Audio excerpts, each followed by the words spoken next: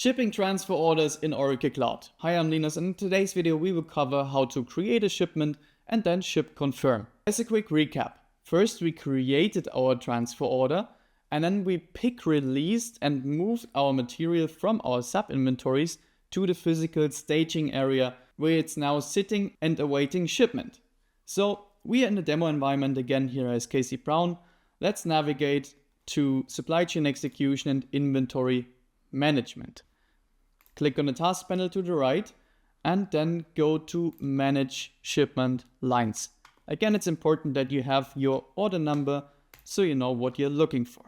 As there is only one result for this search, it will give you this vertical kind of view.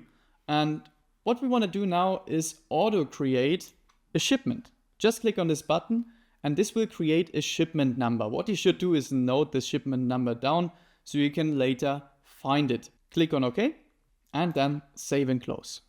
And now you see that this put a shipment number here on the line. If you now click on the shipment number, you will be able to ship confirm, meaning this truck just left our inventory organization. Of course, there is a lot of steps that could be covered in between, like printing a truck loading sheet and then loading the truck.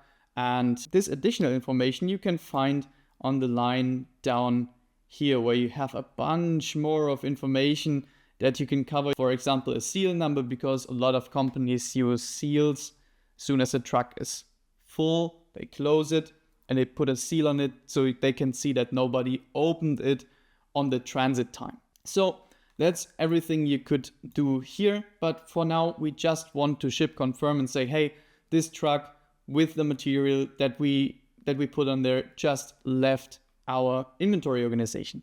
So click on ship confirm. Perfect. So this was confirmed. Click on OK.